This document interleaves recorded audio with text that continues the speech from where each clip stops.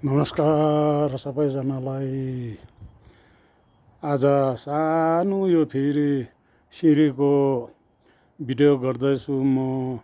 यो पोहोर नसकेको पोहोर मैले युट्युबमा देखाएको थियो, रेलिङ मात्रै लगाएको थिएन, सिँढी त पोहोरै बनाएको हो। तर यसपालि फेरि रेलिङ लगाएर चाहिँ सानो भिडियो बनाएर सबैलाई देखाउँदैछु।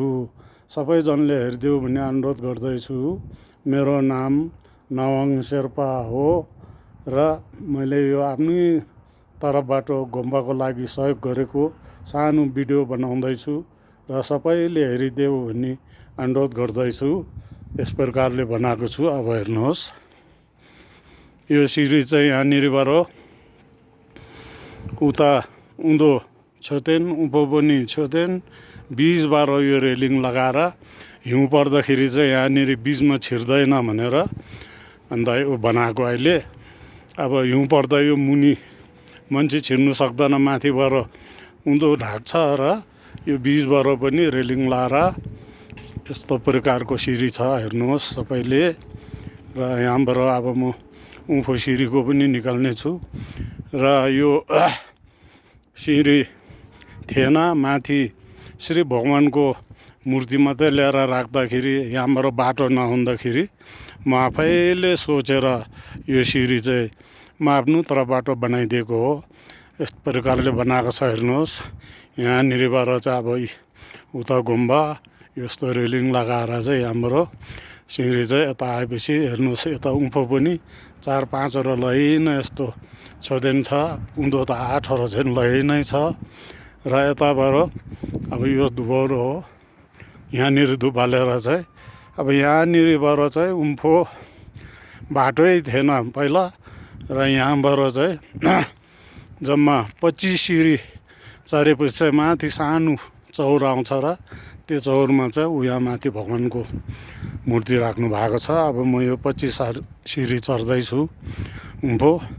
यो पोहोर चाहिँ सिँढी मात्रै थियो, रेलिङ थिएन। र यो रेलिङको फलाम चाहिँ सबै आर्मीले दिएको हो। र रेलिङ लाउनुलाई यहाँनिर मिस्त्री नपाएर कालिम्पोङदेखि बोलाउँदा मिस्त्रीले दिनको आउनु जानुदेखि दिनगन्ती गरेर 1200 हाजिराले लिनुभयो उहाँले। र आज यो बिलेट, सोल्टिङ, रड, रङ सबै म आफ्नो तर्फबाट म आफैले किनेको हो। र यिनीहरू सब किनेर कम्प्लिट गर्दाखेरि मेरो गोजीबाट 30,000 क्यास सक्यो। यहाँनिर चाहिँ उँधोबाट बराबुरी चढेर आएपछि थाक्छ र सानो यो सिमेन्टको बेन्च बनाइदिएको छु पलम गरेर, यही हो।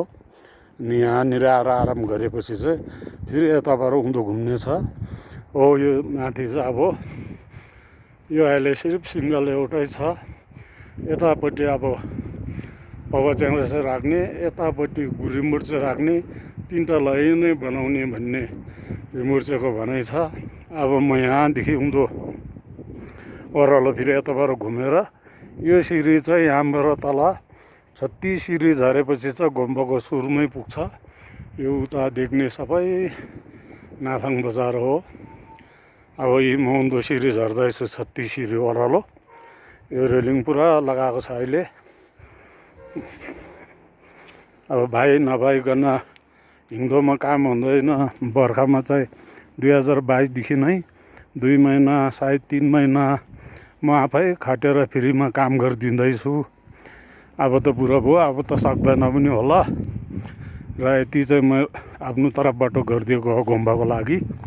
यो बाहिर जति पनि गिरोनदेखि लगेर सिँढीदेखि लगेर बाहिरको जति सबै 2022देखि सुरु गरेर चाहिँ 2025मा चाहिँ मैले यो सघाइदिएको छु।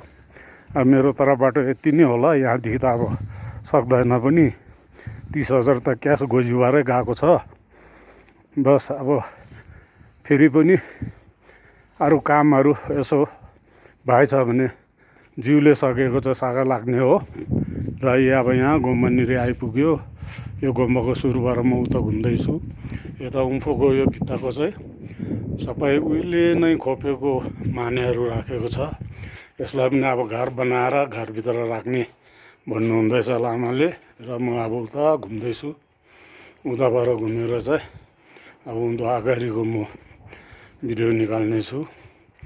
र यतापट्टि यो घुम्यो, यो चाहिँ मन्चुङ्गिर पहिला चाहिँ पिरीमा थियो उँधोपट्टि, अहिले जग्गा नभएर तोडेर यहाँ राखेको छ। यसलाई पनि उता छोडेनको साथमा लै नै लगाउने भन्दैछ, यो अब लाउँछ होला।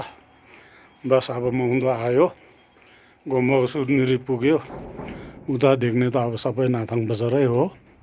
अब यहाँनिरबाट उँधो यो चाहिँ गिरवन मैदान देवाल लगाएर बनाएको छु।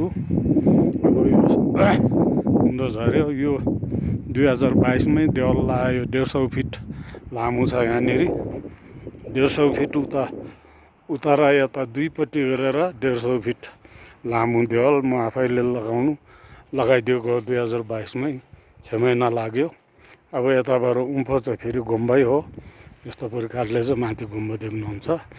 यो गुम्बा चाहिँ 2022मै सरकारले 10 लाख दिँदाखेरि चाहिँ भत्किसकेको थियो। सबै फलाम लगाएर बनाएको गुम्बा हो यो। पुरा फलाम लगाएर छानु फेरेर गरेर चाहिँ यो चाहिँ 2022मा पाएको, तर 2023मै सघाएको गुम्बा हो। र यता इमाने फेरि 18 लै नै ल्याएको छ। र यहाँनिर यो मैदानमा सानो घर थियो, त्यो घर सुक्मा सोसी गर्ने, त्यो पनि तोडेर यस्तो प्रकारको यो फुल गिरवन बनाएको छ। र यताबाट अब म घुम्यो, यो माथिको अघिको सिँढीहरू देख्दैछ। र यताबाट अब म उता चाहिँ देखाउँदैछु। र यो जति पनि यो ग्राउन्ड लेभल गर्नु, सायद मलाई घाड तोड्नु गरेर 1.5 महिना त मलाई यही मैदानमा मात्र लाग्यो। ग्राउन्ड यस्तो प्रकारले बनाएको छ। र यहाँ अब ठुलो कुरा समस्या चाहिँ फेन्सिङकै छ। फेन्सिङ बिना चाहिँ यहाँ चौरी गाईले हागेर आएर सिरेहरू तोडेर गर्दैछ। फेरि पनि पोहोर पनि मैले युट्युबमा सरकारसँगै माग गरेको थियो, तर खोइ अझसम्म पाएको छैन।